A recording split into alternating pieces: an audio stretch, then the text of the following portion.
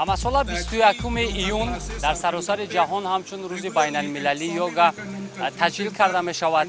ин рӯз бо ташаббуси ҳукумати Ҳиндустон пешниҳод гардида аз ҷониби Созмони Милали Муттаҳид ба таври расмӣ пазирифта шудааст.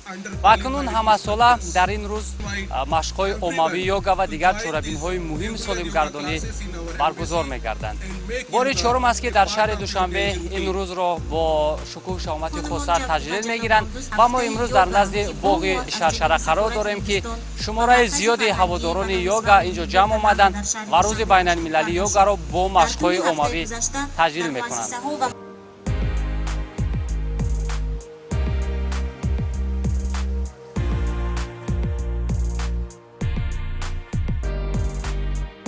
йога барои дарозумрии солим чунин унвон гирифта буд чорабинии имсола.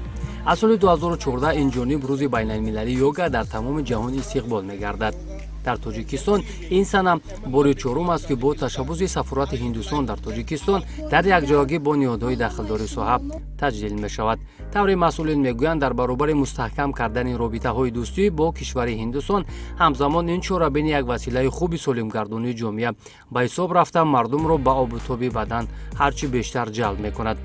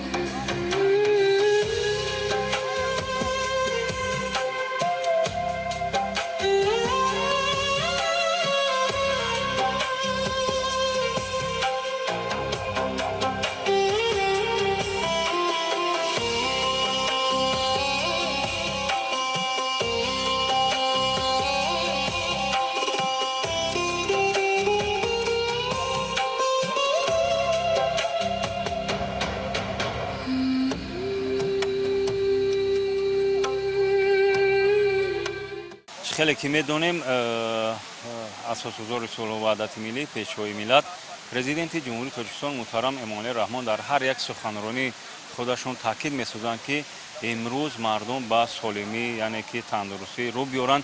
امروز واقعا دیده ایستادیم که در این چهاربینی با نفوذ تمام ساکنان علاقه با اختیار خود با یک ذوق بسیار بلند آمدن با جهت اشتراک در این چهاربینی. این از آن شهادت می‌دهد که امروز واقعا ساکنان عموما ساکنان شهرمند شهر دوشنبه برای سالمی جامعه برای سالمی تندرستی خودشون نیز چیکار کرده ایستادن تلاش کرده ایستادن.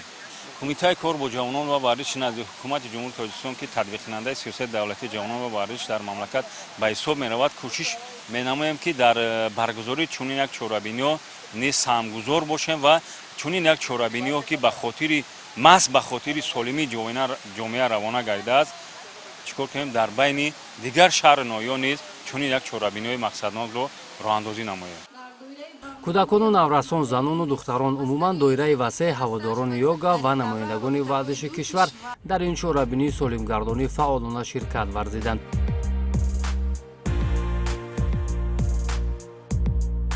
дар чорабини мазкур сафири фавқулода ва мухтори Ҳиндустон дар Тоҷикистон, масъулини кумитаи миллии олимпӣ ва намояндагони кумитаи кор бо ҷавонон ва варзиши мамлакат ширкату суханронӣ намуданд.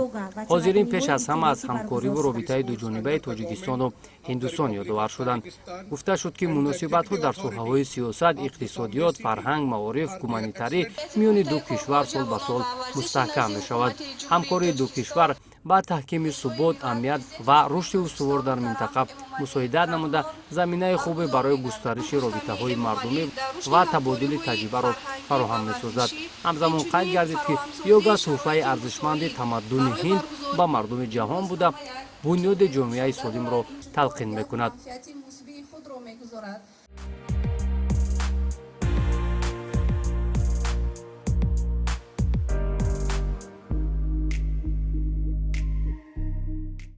Today we are celebrating 12th International Day of Yoga, ҳама сола 21 июн рӯзи байналмилалии йога таҷлил мегардад то ҳарчи бештар одамон аз манфиатҳои он огоҳ шаванд ва йогаро на танҳо дар рӯзи ҷашн балки дар тамоми сол ба ҳаёти худ ворид намоянд.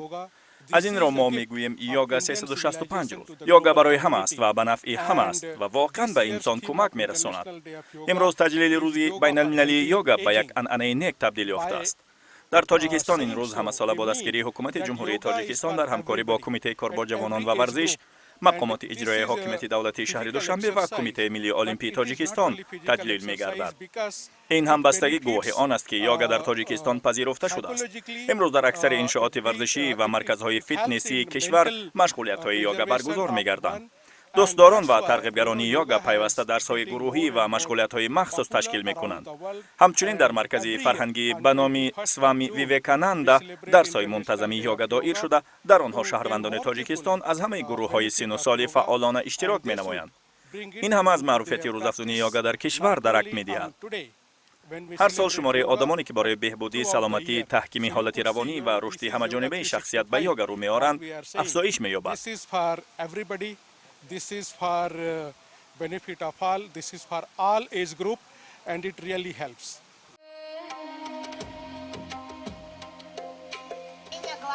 мураббиёни соҳибтаҷриба ки дар йога солҳост фаъолият мекунанд, дар раванди машқҳо ба иштирокчиён усулҳои муҳиму манфиатдори йогаро нишон доданд, ки ҳамагон дар якҷоягӣ иҷро намуданд. бештар аз 500 нафар дар ин муҳити орому ҳавои кушод ба солимгардонӣ ҷалб шуда буданд. йога ҳамчун василаи пешбурди тандурустӣ, оромиши рӯҳ ва муоширати фарҳангӣ байни мардум ва кишварҳоро бештар мекунад.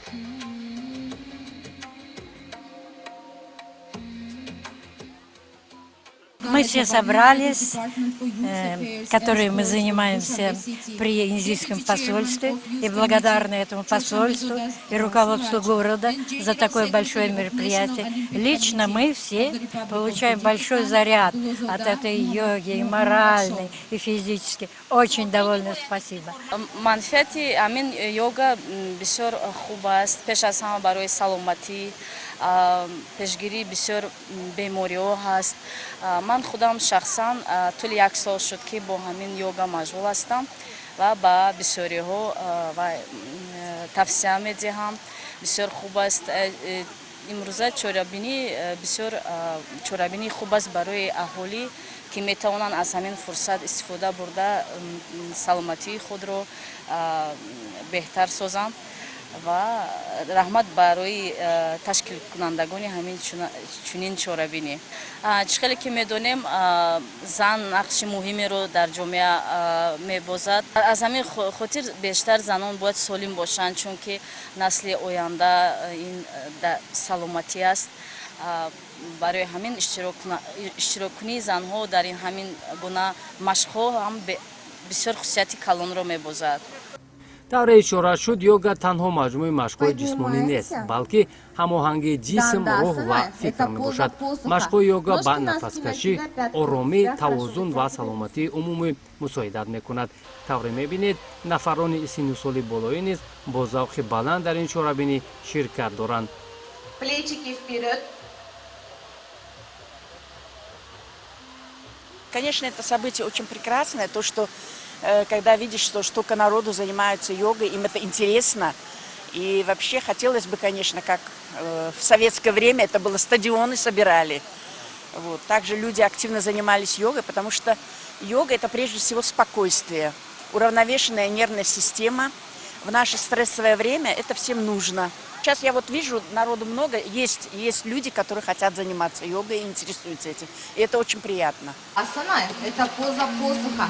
Ножки-носки на себя, пятки от себя хорошо вытягиваете. Ножки подрасслабили, правая к себе. Обняли, скрутка. Левую ножку отпускаем. Ножки ближе к краю коврика, ручки наводят, ножки влево-вправо. Небольшие скрутки. чун мушоҳида кардем, дӯстони азиз, табақаи зиёди ҷомеа имрӯз дар ин чорабинӣ ширкат доранд ва албатта ки ҷавонони фаъол, гулдухтарони фаъол ҳам бо як рӯҳияи баланд дар ин тамринҳо ширкат доранд. хуб, чун мебинем бисёр як روحیه بالیده دارید در این چاره‌بینی شرکت میکنید. من میخواستم فکر خود رو درباره پیوستگیتون به یوگا بگویید که چی میگیرید از این مشق یوگا؟ ما همچون دختران تاجیک با این ورزش هم مشغول هستیم. یعنی که از یوگا ما چی میگیریم؟ من خودم تجربه زیاد دارم در یوگا، در رقص هندی، کلاسیکی رقص هندی میکنم، باز هم یوگا میکنیم، مشق میکنیم. یوگا این یک مشق هست که در زندگی تغییرات زیاد میآورد. یعنی که استرس رو دور میکند و با بدن ما وقتی که ما نفس میکشیم در یوگا مشقای نفس هست. وقتی که ما نفس میکشیم ما همین شریر خودمون رو آرام میدهیم. یعنی که یوگا با همه هست. یعنی که یوگا نه تنها برای کلان سالان، برای خرد سالان یا برای آدمای پیر. یوگا با جوانان هم بهت فایده آور است. من به همه توصیه میکنم که با یوگا مشغول شوند، تنی صحت داشته باشند، تنی سالم داشته باشند. وقتی که جوانان ما سالم هستند، وقتی که جامعه ما سالم است، در تاجیکستان آبادی است، پیشروی می شود. با هم آرزو دارم که همه با مشق مشغول شوند، با یوگا، با ورزش، با فوتبال، با همه نمودی مشق با همه توصیه میدیم. برای نورسان یوگا اهمیتی مخصوص دارد، زیرا این دوره تشکل جسم و شخصیت است. بهتر شدن دقت و خاطره، کم شدن استرس و اضطراب، قوی گرداندن موشک‌ها و استخوان‌ها، بلند شدن خودباوری و انتظام. برای کلانسالان باشد یوگا واسطه مهمی نگهداشت سلامتی و پیشگیری از بیماری‌های گوناگون به حساب می‌رود. معتدل کردن فشار خون و کار دل، بهتر شدن نفسکشی و کار شش، کم شدن درد پشت، گردن و بغم‌ها، بهتر شدن خواب، کم شدن خستگی روحی و عصبانیت. این همه البته در مشق‌های یوگا تجسم می‌یابند. Ножки вместе, вперед. Вдох, вытягиваемся за ручками вверх, хорошенечко вытянулись. Рука отпускаем, сгибаем ручки в локтях, подбородок, грудная клетка вниз. И сразу вдох, ручки чуть вперед, переход в прогиб. Выдох, назад, откат уходим. یوگا برای انسان کمک میکند که در شرایط زندگی پرتشویش آرامی و توازن را نگاه دارد. فایده یوگا برای بانوان بیشتر است. یوگا برای بانوان نه تنها مشق بلکه دستگیری سلامتی جسمانی و روانی می باشد.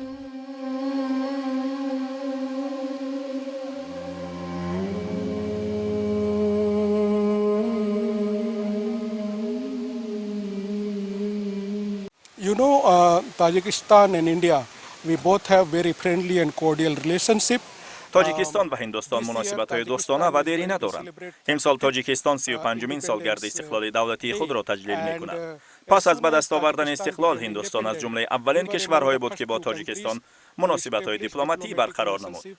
از آن زمان این جانب این مناسبت‌ها پیوسته رشد یافته امروز ساحه‌های سیاسی، اقتصادی، سرمایه‌گذاری، فرهنگ، ورزش و رابطه‌های مردمی را فرا می‌گیرند. ما این دوستی را بسیار قدر می‌کنیم و منبع نیز در همکاری با مردم و حکومت تاجیکستان برای باز هم تحکیم بخشیدن مناسبت‌ها، گسترش همکاری‌ها و رشد آنها در سال‌های آینده فعالانه کار خواهیم کرد. یوگا برای همه سن و سال موافق است. آن انسان را سالم، آرام، پر انرژی و استوار می‌گرداند. مشق‌های منتظم یوگا می‌تواند صفت زندگی را بلند برداشته، جامعه را به سوی سلامتی هدایت کند. همینطور در جنبش چاره‌بینی مذکور به یک قطار مربیان و اشتراکچیان فعال سرتیفیکات تقدیم کرده شد. واقعا در شرایط امروزه برگزار کردن چنین چاره‌بینی‌ها خیلی مهم است، زیرا امروز جهان را بیماری‌های گوناگون تهدید می‌کند و به این واسطه می‌توان صد راه چندین بیماری‌ها شد و جامعه سالم را بنیاد کرد.